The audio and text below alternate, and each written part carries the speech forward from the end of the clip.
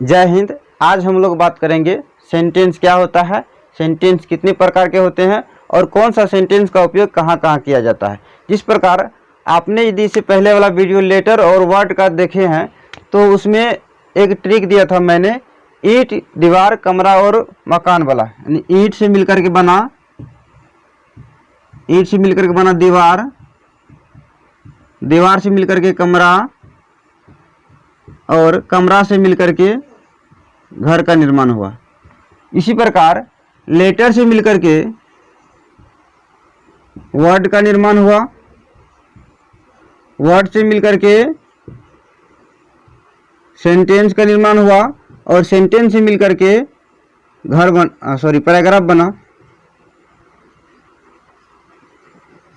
Paragraph बना। अब देखिए, हम लोग लेटर को पढ़ चुके हैं, वर्ड को भी पढ़ चुके हैं पिछले लेक्चर में। अब पढ़ने जा रहे हैं हम लोग सेंटेंस को। सेंटेंस देखते हैं क्या आता है।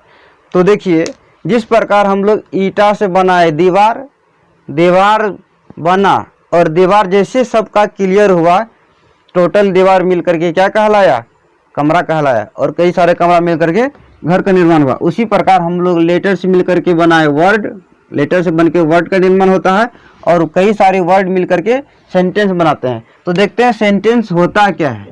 देखिए, सेंटेंस का हिंदी वाक्य होता है,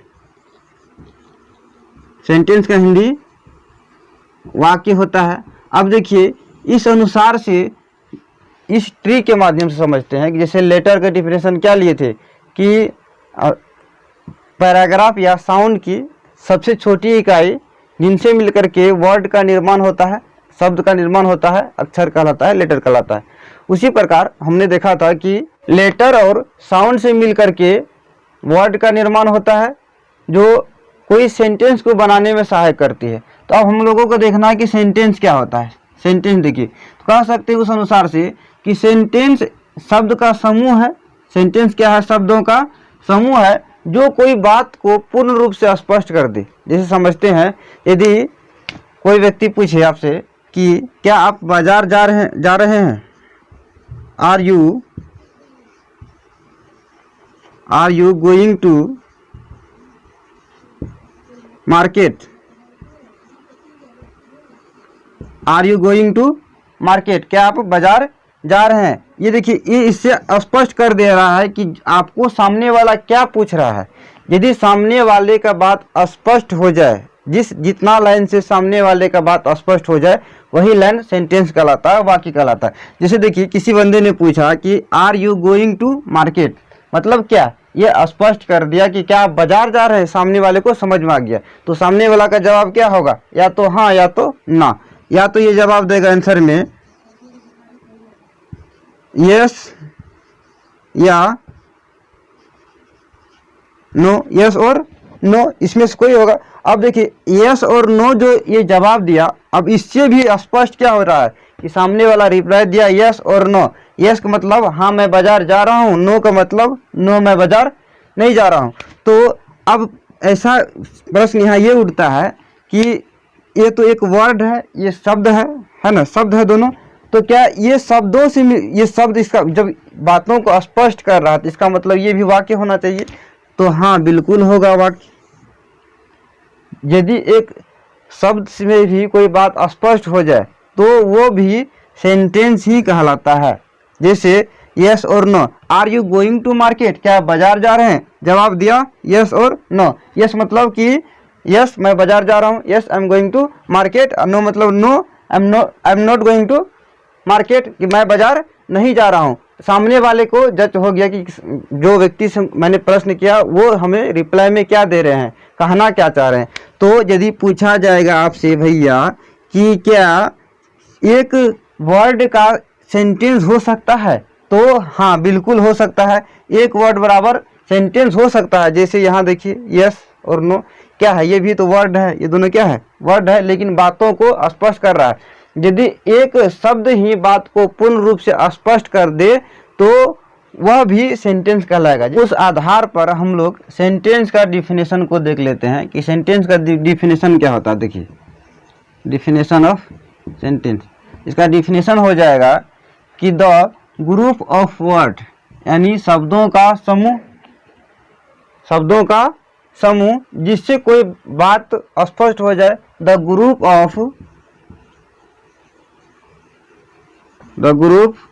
of words which clear a complete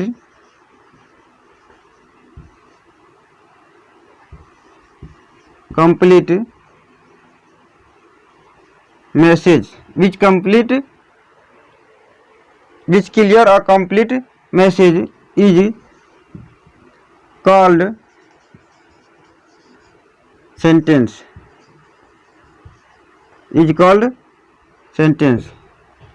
इसका हिंदी हो जाएगा शब्दों का ऐसा समूह जो बातों को पूर्ण स्पष्ट कर दे, वाक्य कहलाता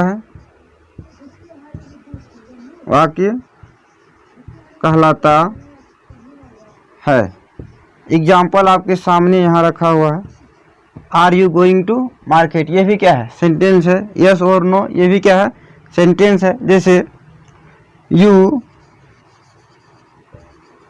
ईट ए मैंगो,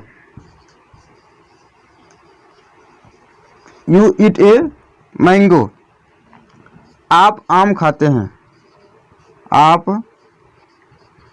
आम खाते हैं, ये भी क्या है?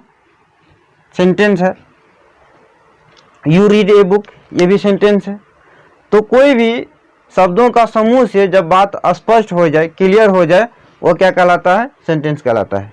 कोई दिक्कत नहीं है। सेंटेंस को दो आधार पर बांट करके अध्ययन करते हैं। एक आधार 1 और दूसरा होगा आधार 2। Classification 1 and classification 2। तो देखिए सेंटेंस का क्लासिफिकेशन 1 देखिए, यानी पहलका वाला समझ रहे हैं ना? पहलका वाला क्लासिफिकेशन के हिंदी होता है वर्गीकरण। क्लासिफिकेशन के हिंदी होता है वर्गीकरण। क्लासिफिकेशन 1 मतलब कन्या 1। क्या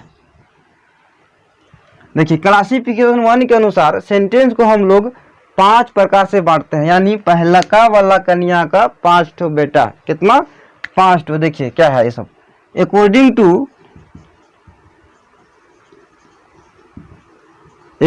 to classification 1 there are 5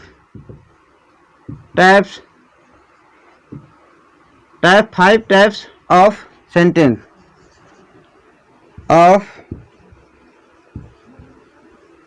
sentence यानी वर्गीकरण 1 के अनुसार according to classification 1 there are 5 types of sentence. बाकी कितने प्रकार के होते हैं? तो 5 प्रकार के। यानी पहलके वाला का कै ठो बेटा? 5 ठो बेटा। अब बेटा जैसे जैसे होते गया सबका नामकरण भी करते गए। तो देखते हैं नामकरण हम लोग कैसे करते हैं। पहला में देखिए इसका नामकरण कैसे किए। तो पहलका वाला जैसे बेटा हुआ उसका नाम दिए एसर्टिव। क्या नाम दिए? एसर्टिव। एसर्टिव सेंटेंस जिसका हिंदी होता है स्वीकारात्मक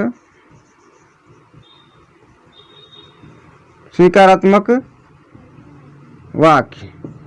इसी को पॉजिटिव या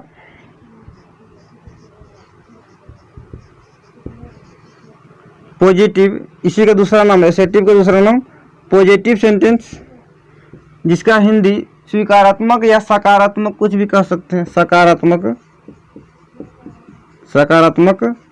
वाक्य मतलब दोनों का सेम ही निकलता है। ये पहला का अच्छा वाला सोच का बच्चा है। आगे देखिए एसर्टिव सेंटेंस, पॉजिटिव सेंटेंस और इसी का और एक नाम है, देखिए कितना शैतान है, ज़्यादा शैतानी करता होगा इसलिए इसका गार्जियन अलग अलग नाम रखते गया। देखिए तीसरा में है इसी का अफर्मेटिव सेंटेंस।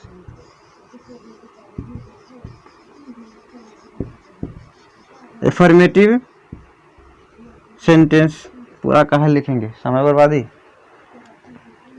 इसका भी हिंदी हो जाएगा वही सकारात्मक वाक्य, वैसा वाक्य जो स्वीकार कर लेने के योग्य है। जैसे मैं बाजार जाता हूँ, I go to market, I go to market, ये वाक्य क्या है, स्वीकारात्मक है, इसको कोई नहीं कर सकता है। दूसरा लिए कि तुम आम खाते हो, यू ईट ए मैंगो, तुम आम खाते हो, ये खा रहा है सामने वाला तभी न कह दिए तुम आम खाते हो, यदि नहीं खाता तो वो नहीं खाते, यानी ये बात काटने वाला नहीं है। अर्थात जो वाक्य स्वीकार कर लेने के योग्य हो, जो वाक्य नहीं काटा जा सकता हो, जिसमें नहीं नहीं लगा हो, जिसमें नहीं नहीं लगा हो, उस वाक्य को स्वीकारात्मक वाक्य कहा जाता है। क्लियर है। हालांकि जब दूसरा बेटा हुआ ये थोड़ा प्रश्न ज़्यादा पूछता था, प्रश्न ज़्यादा पूछता था, इसीलिए इसको नाम रख दिया प्रश्नवाचक वाक्य, यानी इंट्रोगेटिव सेंटेंस।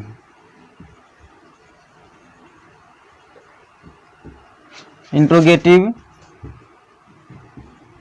सेंटेंस, इसका हिंदी होता है प्रश्नवाचक वाक्य। थोड़ा बदमाश टाइप का था, क्वेश्चन ज़्यादा पूछता था, इसीलिए इसका नाम रख दिया प्रश्नवाचक वाक्य। तो देखिए प्रश्नवाचक है तो नाम से ही स्पष्ट हो रहा है, प्रश्नवाचक वाक्य यानी प्रश्न पूछने वाला वाक्य। जिस वाक्य में प्रश्न पूछा जाए, the sentence where question is asked, the sentence where a question is asked is called interrogative sentence. जिस वाक्य में कोई प्रश्न पूछा जाए उसको क्या कहेंगे हम लोग, प्रश्नवाचक वाक्य। जैसे आर यू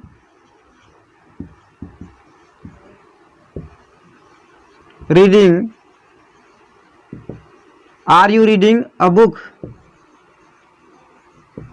क्या तुम किताब पढ़ रहे हो, क्या तुम किताब पढ़ रहे हो। ये कैसा है, क्या तुम किताब पढ़ रहे हो, प्रश्न पूछा गया, हो सकता है उसका हाँ या ना कुछ भी हो सकता है। Will you go to school, क्या तुम स्कूल जाओगे, ये भी प्रश्नवाचक है। यानी जिसमें क्या लगा रहे, प्रश्नवाचक जब सेंटेंस आता है तो उसका लास्ट में क्वेश्चन मार्क्स देना अनिवार्य होता है। जब भी प्रश्नवाचक यानी इंट्रोगेटिव सेंटेंस जब भी लिखे तो लास्ट में क्वेश्चन मार्क्स लगा ही देना है, नहीं तो सेंटेंस गलत हो जाएगा। अब हम लोग इसी का तेसरका वाला बेटवाक देखते हैं। तीसरा यानी सेंटेंस का वर्गीकरण एक के अनुसार सेंटेंस का जो तीसरा प्रकार है, तीसरा में है इम्परेटिव सेंटेंस। इम्परेटिव सेंटेंस यानी ये इम्परेट करता है। इम्परेट मतलब होता है कि किसी को आज्ञा करना, आज्ञा देना। इम्परेटिव आज्ञा सूचक, आज्ञा सूचक वाक्य, आज्ञा सूचक वाक्य। अब देखिए इसका एग्जाम्पल लेते हैं, एग्जाम्पल से समझते हैं इसको। जैसे किसी ने किसी को सलाह दिया, कृपया एक गिलास पानी लाओ, है ना, कृपया एक गिलास पानी लाओ, please bring a glass of water, please bring a glass of water, कृपया एक गिलास पानी लाओ। इसमें क्या किया, आज्ञा दिया, है ना, आदेश दिया। ये क्या कहलाएगा, आज्ञा सूचक वाक्य। इसी का दूसरा एग्जाम्पल लेते हैं। जैसे do this work, do this work, यह काम करो, डू दिस वर्क। ये भी क्या है, आज्ञा दे रहा है, आज्ञा सूचक है। तो जिसमें आज्ञा या आदेश अनुरोध का बोध हो उसको कहते हैं imperative sentence. The sentence which refers to imperate to anyone is called imperative sentence. जो किसी व्यक्ति को इम्परेट करे यानी आज्ञा दे। अब क्लासिफिकेशन 1 के अनुसार वाक्य का चौथा प्रकार को हम लोग कवर करेंगे, जिसका नाम है एक्सक्लामेटरी सेंटेंस। एक्सक्लामेटरी सेंटेंस, इसका हिंदी होता है विस्मयादि बोधक वाक्य। विस्मयादि बोधक वाक्य, विस्मयादि बोधक वाक्य। जैसे देखिए, विस्मयादि बोधक में क्या होता है, व्यक्ति थोड़ा शॉक हो जाता है, मतलब अचानक लगे कि ऐसे कुछ कोई कार्य अचानक हो गया। जैसे कभी कुछ अचानक खुशी वाला कार्य हो गया, खुशी वाला खबर मिल गया। जैसे हम कहते तो खुशी बोलते ना वाओ, यानी वाओ। वाओ का हिंदी होता है गजब। क्या होता है? गजब, वाओ, गजब। वाह मतलब गजब, wow, what a beautiful palace, what a beautiful place, wow क्या सुंदर जगह है, शौक हो गया आदमी। जैसे oh, oh, what are you doing,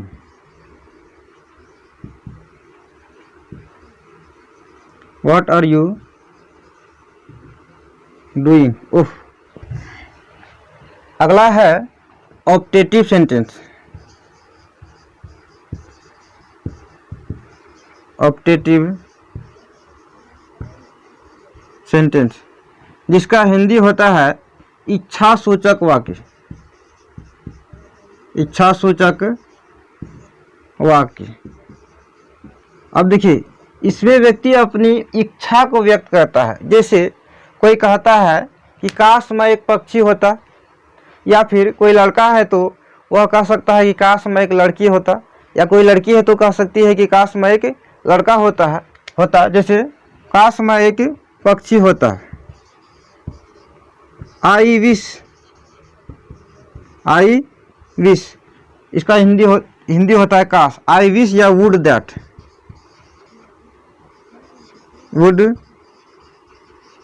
दोनों का हिंदी होता है काश। I wish I am a bird, I am a bird, काश मैं एक पक्षी होता। या I wish I am a boy, कोई लड़की है तो उसका हो सकता है इच्छा हो कि काश मैं एक लड़का होता। तो चलिए आज तक इतना ही, इससे अगले का नेक्स्ट वीडियो में कवर करते हैं।